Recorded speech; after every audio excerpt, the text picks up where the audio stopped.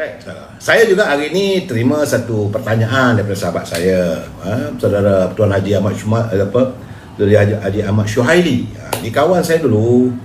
Dia hantar satu curipan dalam Facebook saya. Dia kata betul, boleh tanya tak apa sebab Datuk Seri Anwar Ibrahim yang dulunya begitu konsisten dengan perjuangan Islam dalam UMNO dulu, tiba-tiba dia konsisten pula dalam perjuangan dalam Pakatan Harapan.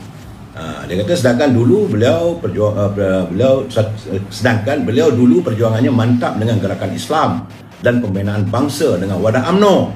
Ini kata saudara Syuhaili. Beliau tentulah UMNO lah kot, saudara. Jadi bila dia bersama PF Pakatan Harapan, tentunya melayan DAP yang disangsi oleh orang Melayu.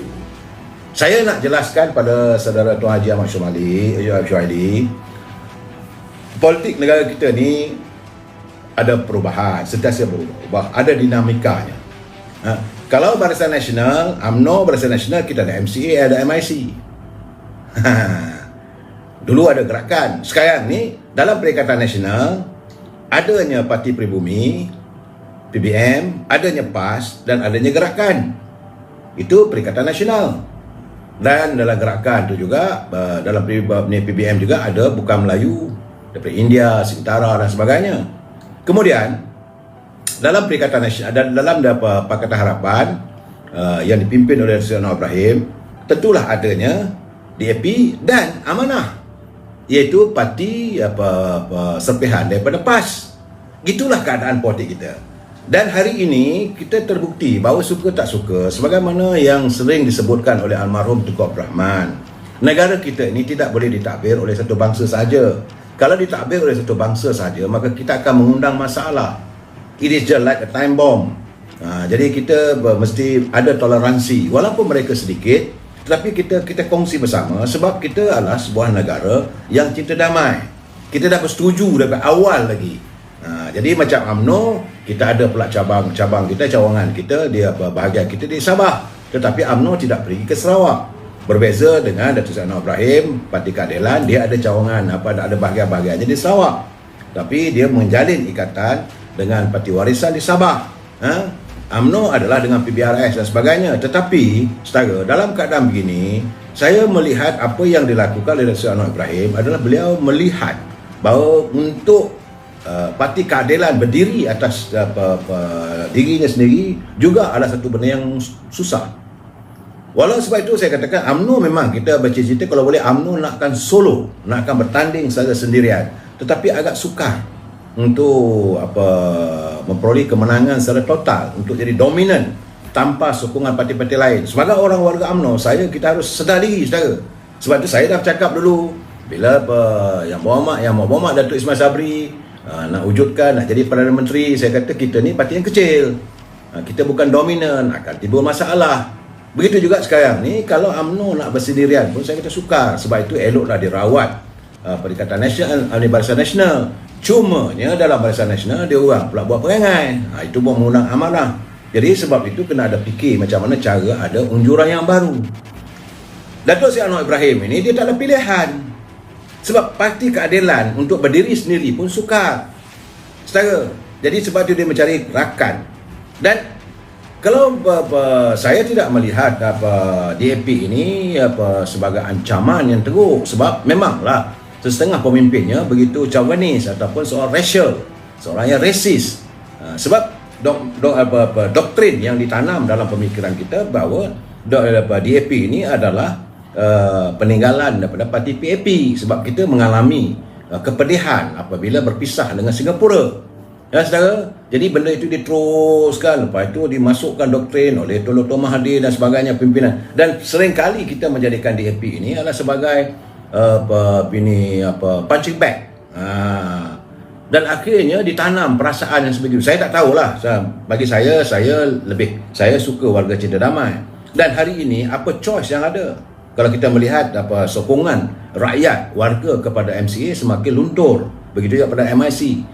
Sebab itu saya selalu mengatakan dalam politik, saudara Mat, lebih baik kita bertanding. Selepas bertanding, siapa saja yang memenangi kawasan masing-masing. Kalaulah kawasan Bukit Bintang misalnya, diwakili oleh DAP.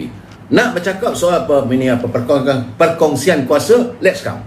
Kalau MCA menang kawasan bukan Melayu, dia mewakili masyarakat Cina, mari duduk semeja dengan kita berbincang soal perkongsian kuasa. Tapi kalau kamu menonggang atas kawasan di mana majoritinya pengundi itu orang Melayu, kamu bukan boleh dianggap sebagai perkongsian kuasa. Anda adalah menempel atas keikhlasan dan akhirnya UMNO dilihat sebagai memikul biawak hidup. Saya rasa sebab itulah gamaknya. Ini mungkin pandangan saya. Datuk Seri Anwar Ibrahim kata DAP dengan cara DAP lah. PKR dengan PKR, sebab dalam keanggotaan ahli-ahli PKR juga terdapat dalam Parti Keadilan ada bukan Melayu. Dan saya dah cakap berkali-kali dulu, asal ataupun asas pengujudan Parti Keadilan dulu, perjuangannya pada dulu adalah untuk memperjuangkan untuk nasib Datuk Seri Anwar Ibrahim yang dilihat katanya terinaya oleh percaturan politik Tun Dr. Mahathir. Itu asas, jangan lari saya. Kemudian dia berkembang menjadi sebagai sebuah parti politik yang besar. Jangan dinafikan, keahliannya sekarang sejuta lebih. Dan ia mampu menggugat kestabilan politik parti-parti yang lain. Walaupun satu ketika PAS bersama dengan keadilan, akhirnya bila PAS meninggalkan keadilan terus maju ke depan. PAS tercobot dan hari ini bila keadilan bersama dengan Amanah, dan saya berkeyakinan untuk negeri-negeri pantai barat sukar untuk PAS menandingi Amanah. Jadi persoalan saudara tadi, apakah kenapa Datuk Seri Anwar Ibrahim menyantuni DAP? Bagi saya, bagi sebuah negara demokrasi dan dinamika politik, tak ada masalah. Cuma kalau nak kata kita nak marah sangat pun tak boleh dah sekarang.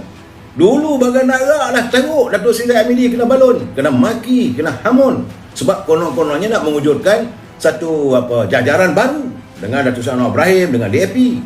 Oh, no Anwar, no DAP, no PBM. Cuma bila Perdana Menteri jadi Perdana Menteri, dia panggil pula Datuk Seri Anwar Ibrahim. Dalam PKR dia panggil pula Lim Guok Eng mewakili DAP, dan dia memanggil ini parti parti Amanah.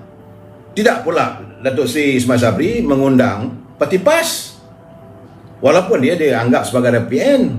Tak ada pula diundang parti Warisan dan sebagainya. Ini gambarannya. Jadi saya sedang minta pencerahan Tuan Haji Ahmad Syuhaili. Setakat itu yang saya dapat nyatakan bahawa bagi saya politik itu adalah dinamika. Dia berkembang dan sentiasa berubah-ubah. Asalkan yang penting sekali akidah kita tak lari. Kita umat Islam, kita akan mempertahankan agama Islam. Jangan pula kita kata Islam tapi judi kita biarkan. Ini masalah. Jadi kita kena tuntas dengan setiap perjuangan kita. Apa yang kita cakap, kita lontarkan kenyataan, biar realiti. Soalnya bagi saya melihat percaturan politik Datuk Seri Anwar Ibrahim, biarlah cara dia. Dan bagi saya rakyat boleh mengukur. Rakyat boleh mengukur sekarang ni pun saudara kena ingat ya bahawa kehadiran DAP dia sudah pun mampu mengatasi pengaruh MCA. Jadi pengaruh MCA luntur seluntur-lunturnya. Depreciate of the trust ataupun hilang keyakinan di kalangan warga bangsa Cina. Dan kita perlu menyantuni masalah ini. Kalau kita tak menyantuni, susah juga kita masa akan datang untuk membentuk sebuah kerajaan yang stabil sebagaimana yang diidamkan oleh raja-raja Melayu dan dulu yang Maulid Tuan Agong. Kita memerlukan sebuah kerajaan yang stabil supaya pelabur-pelabur yakin. Dulu satu dunia mengagumi Malaysia kerana kita mempunyai pelbagai kaum tapi boleh hidup dengan harmonis. Tidak berbeza dengan negara-negara lain, walaupun satu bangsa mereka bertelagah dan berperang, berbunuh-bunuhan. Apa berlaku di negara Arab, apa berlaku di Serbia antara Serb dengan Bosnia, apa berlaku di Albania, apa berlaku di negara-negara Afrika, saudara, di Angola bergolak negara mereka. Dan kita mempunyai banyak kaum kita boleh santun. Sebab itu dulu pelabur datang. Hari ini kita gagal untuk memperlihatkan sebegitu apabila perubahan politik, iklim politik kita berbeza. Usainya pilihan raya yang ke-14 apabila UMNO Barisan Nasional ditumbangkan, dan bila kita lihat pula banyaknya politik-politik yang resis, jadi pelabur lari lah, diorang takut.